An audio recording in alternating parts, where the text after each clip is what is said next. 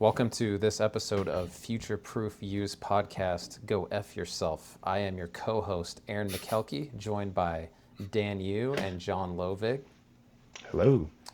In this episode, Greetings. we are going to be demystifying the myths in the job search, since that's John's preferred verb. We do a lot of demystifying here at Future Proof U.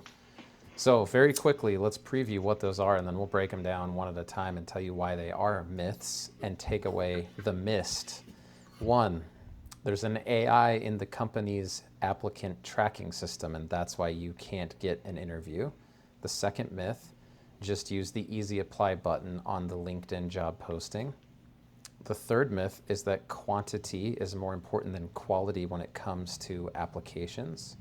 The fourth myth is not identifying ghost jobs and not being able to tell when postings aren't actually being actively hired. The fifth one is that your age is keeping you from getting an opportunity, whether you're young or you're old, ageism. And then finally, networking matters when you need a job. So let's start with the first one, since both Dan and John are in the recruiting space and you see inside of applicant tracking systems. For our listeners that aren't recruiters, basically the database that keeps all of the information on people who apply so that the hiring manager and recruiter can sort through there and see their resume and their experience and a link to their LinkedIn profile, et cetera. What do you guys see on the inside of applicant tracking systems currently in mid-2025 when it comes to AI? John. Yeah, so and first I think the reason why people think this is happening, their logical conclusion is typically that they feel that they get rejected really quickly, almost immediately or 5 minutes after they've applied. And so they think, oh, it's got to be AI. Chances are, unless somebody's invented an AI I've never heard of, which would be shocking for someone like myself because I'm very into technology. So far, AI in applicant tracking systems is used for searching for people almost exclusively, not for weeding through applications. What's most likely happening is one of two things. Either there's a knockout question on your application that you answered. Do you require visa sponsorship? Do you live in the correct location? Are you willing to commute to the office? Whatever the case may be. Or they just so happen to apply while the recruiter's going through the applications. But most times, unless it's a knockout question, you've been rejected by a human being. Yeah. Yeah, another rejection could be that this position requires a certain degree, and if you and John and I, we just had that search, right? That it required a certain degree as a minimum, and if you didn't meet the minimum, then you would get rejected. But it was a knockout question. And, Yeah. It was a knockout question, right? and just to clarify for our listeners that aren't job hunter, recruiter pros like you guys, a knockout question is if you don't give them the answer they want, you are disqualified. You're out of the stack of potential candidates. Like Yeah. you have an English degree, but they're looking for an engineering degree. Okay, nothing else on your resume or your application matters. You're out. Yeah.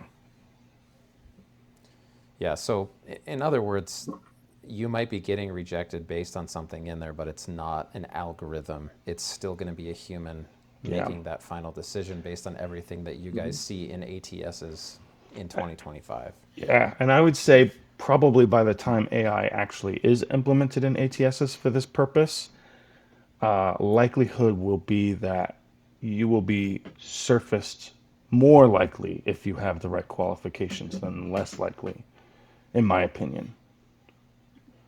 And it'll get rid of some of the human bias or just Exactly. not knowing that people are out there. Exactly.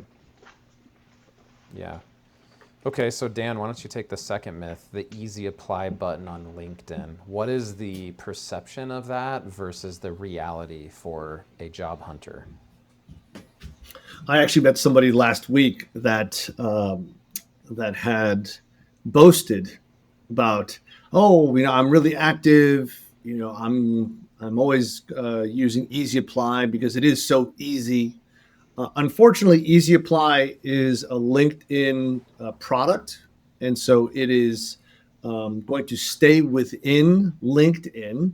It will not be moved from LinkedIn to the company ATS unless a human actually moves it over, right? So they say, okay, these 5 candidates, good. These other ones, reject. Um, and so the perception of an easy apply button is that it's such a great way to apply to as many jobs as possible because you don't have to fill out applications, you don't have to make any effort. Unfortunately, the reality is that some easy apply recruiters who use easy apply, they may not get to it because they do have a lot of applicants going right directly onto their careers page. And so it's always more effective to use if you're going to apply online, and we'll talk about networking later, but if you're going to apply online, it's always much more effective to go through the company website because then you get added to their company ATS. And typically recruiters will, as John mentioned, go through their own ATS to do search before they go out into the world of LinkedIn. I will add one caveat that LinkedIn has done to improve the easy apply process is it now states when with easy apply because it is within LinkedIn, it states how active the recruiter is. And Mm-hmm. so you can tell if someone's actively reviewing profiles on a regular basis compared to before where you really didn't know. So there might be some benefit to also easy applying, but my recommendation would still be to apply on their applicant tracking systems website too. Just so that that person's information is going to be saved in-house versus when the LinkedIn posting goes down, so does all of the data in there. Mm-hmm. Yeah, well, that's the perfect bridge to the third misconception in the job search, which is you just need to apply to more, and that quantity is more important than quality. Dan, what's your response to people who think that getting 20 applications in today was a good use of my time?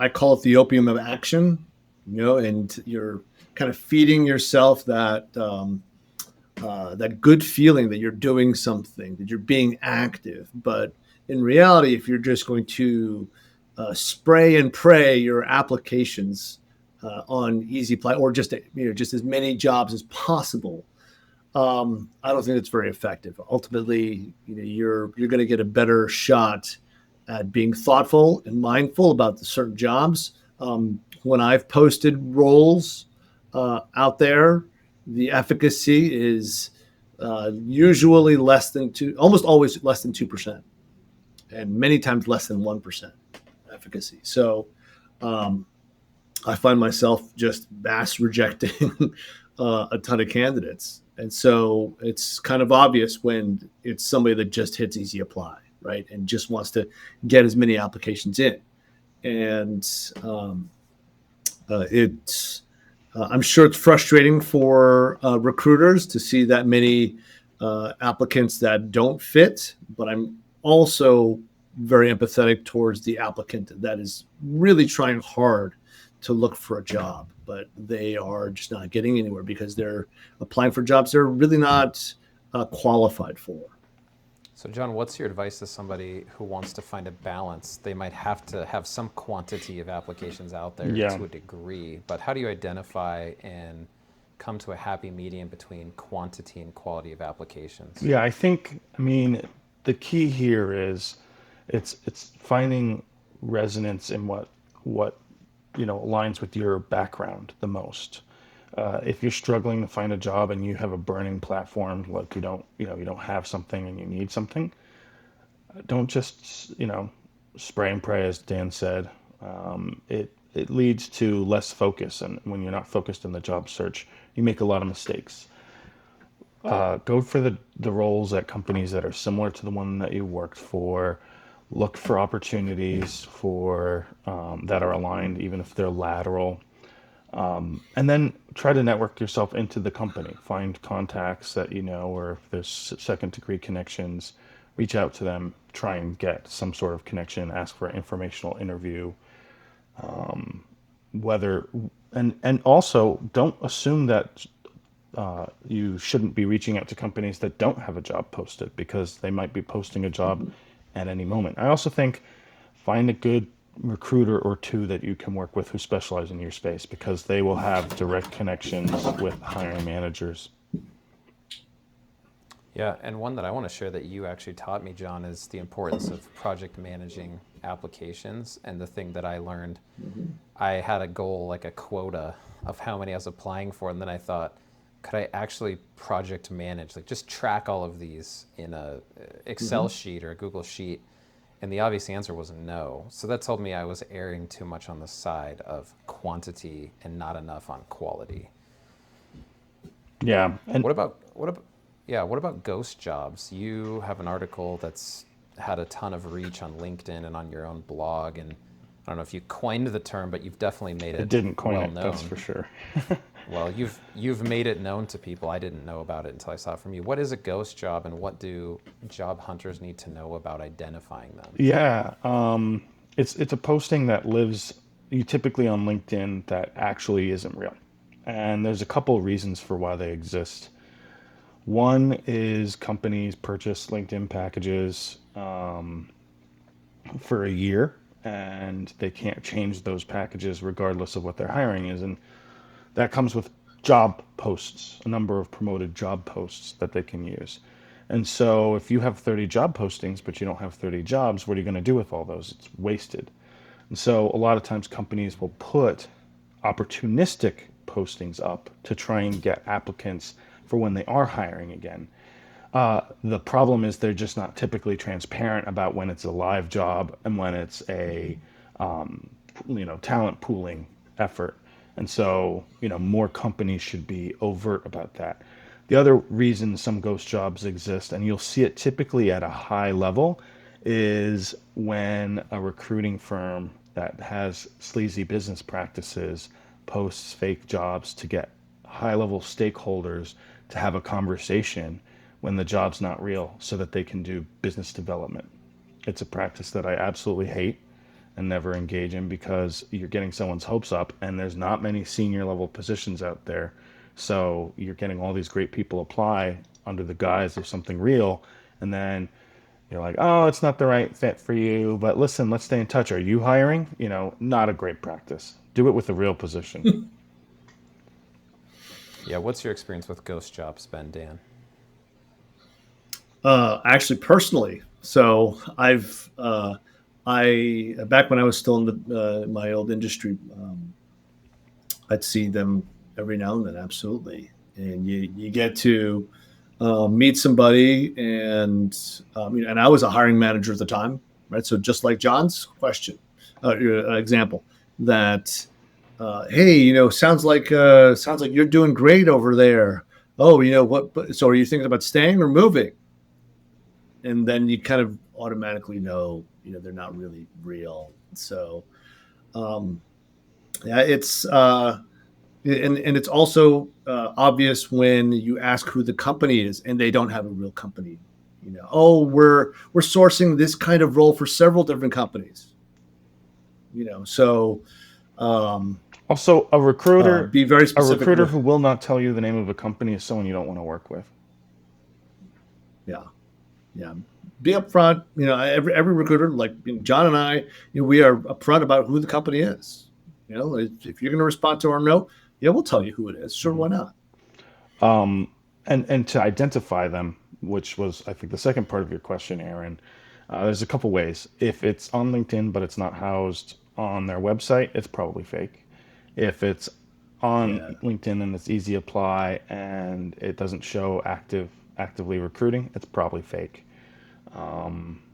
Yeah, and even with the recruiting firms, if they didn't post it to their own job portal, it's probably fake because we have our own applicant tracking systems and we typically use those in tandem with LinkedIn. So chances are fake.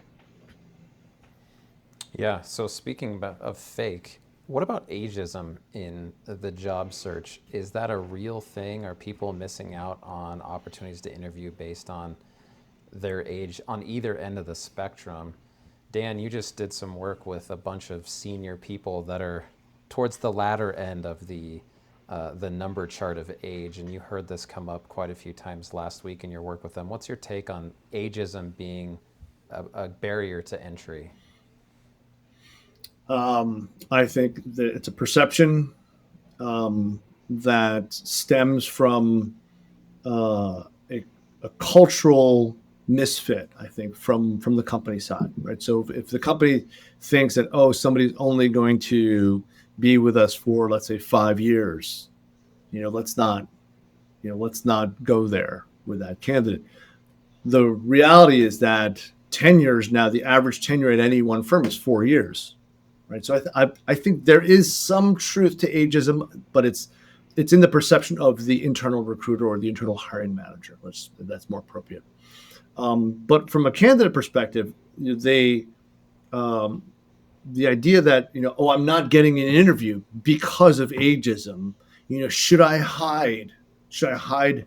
My experience. If I have experience from let's say a couple decades ago, I think there's an ownership that you have to have, right? You can either work on your profile and work on your personal brand and work on trying to make a smart move and own that, right? Then blame ageism, right? You can blame ageism all you want, but is that really going to get you anywhere?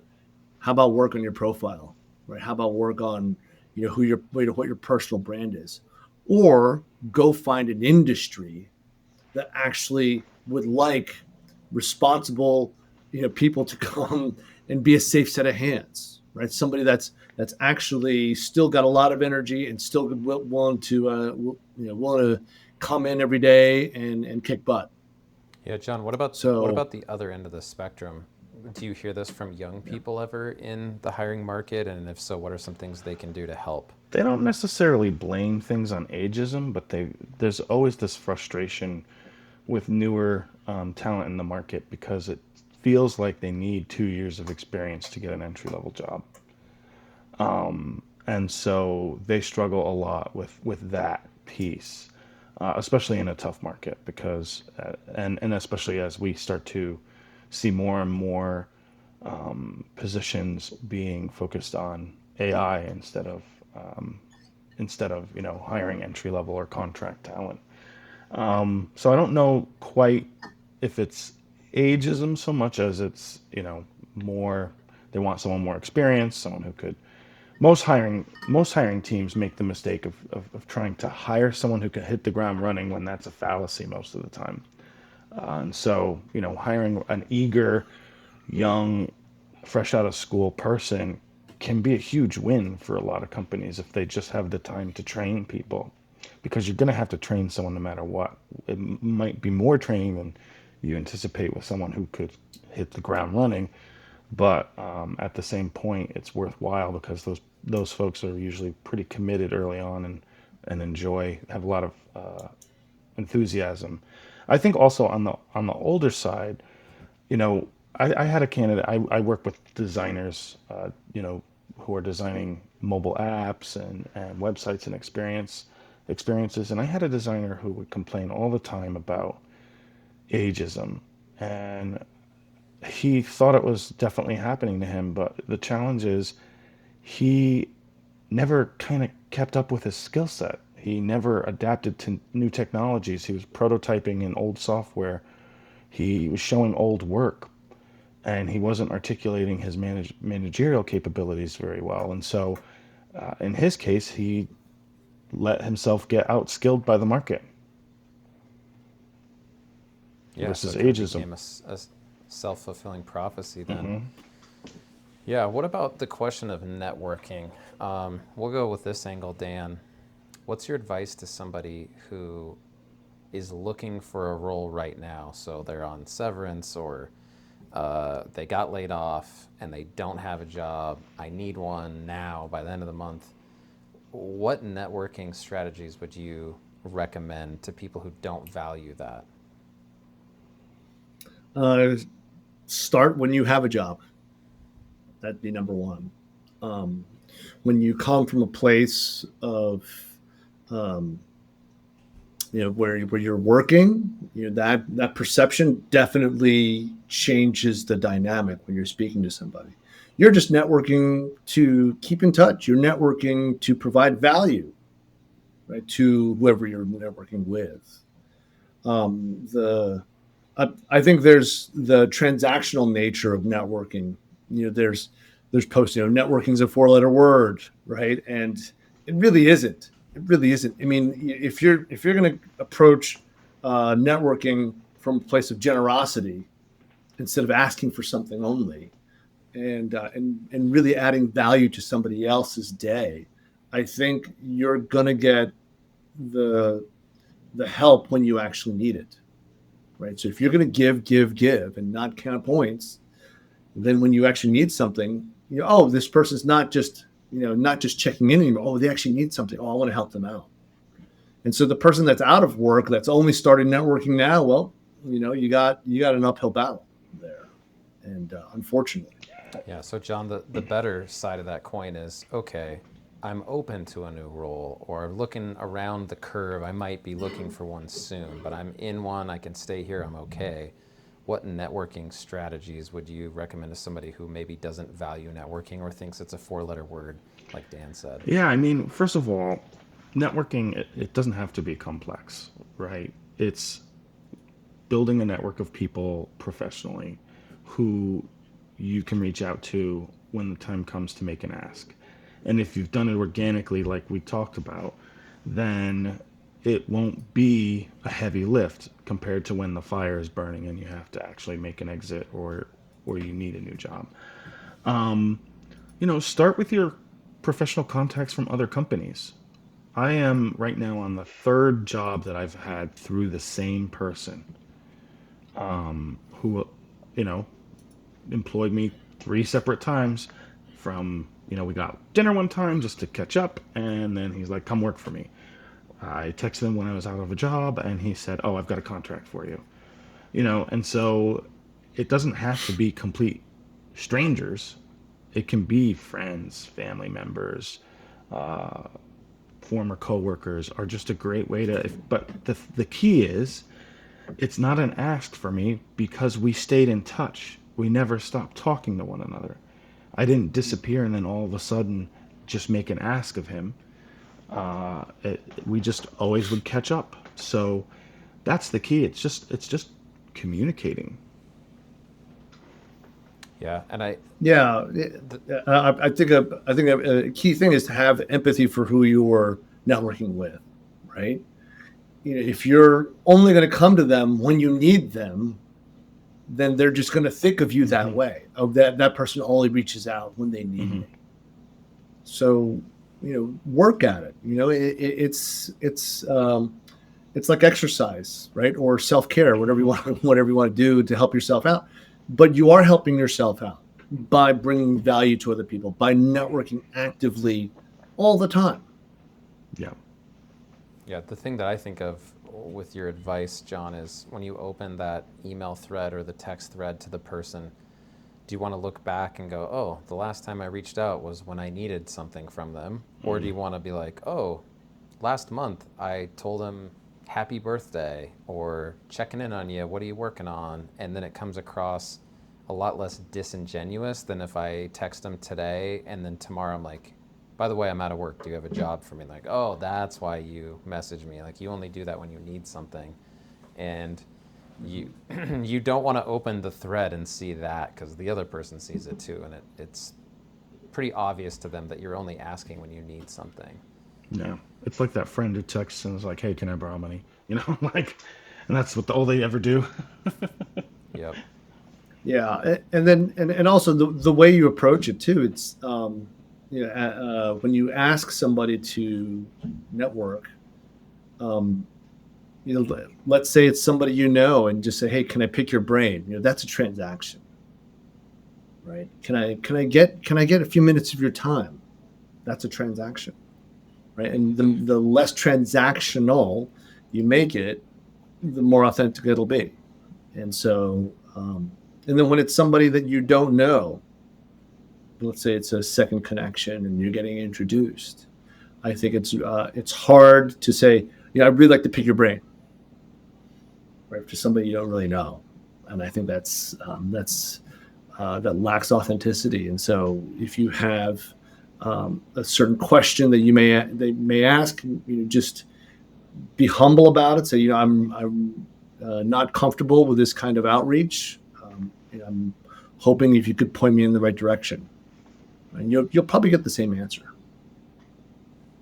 Yeah. Well, those are the 6 myths that job hunters bring up in their search. So to review, number 1, there's an AI in the applicant tracking system, and that's why you're not getting interviews. The second myth was just hit the easy apply button on LinkedIn job postings. The third one was you just need to apply to more and valuing quantity over quality. The fourth one is not being able to spot those ghost jobs that John talked about. The fifth one is that ageism is the reason you're not getting opportunities. And then last, not valuing networking, or like Dan said, just valuing it when you need something and not being proactive with it. If you, as the listener, need help with your job search, that's exactly what Future Proof You exists to do, is to help you take control of your career today and not feel overwhelmed or not know where to start or just kind of at the mercy of the job market. We have live classes on our website that you can see the schedule, futureproof-you.com, or you can see recordings and asynchronous versions of previous ones like John's Ace the Interview. If you have an interview coming up and you feel the pressure of having to perform there and want a psychology and recruiting expert to help coach you through that, there's some awesome things in there, as well as career pivot advice from Dan. If you're trying to get into a new industry or a late stage career pivot, we have classes on that as well. On behalf of my co-hosts Dan Yu and John Lovig, I am Aaron McKelkey, and this episode is coming to a close. Thank you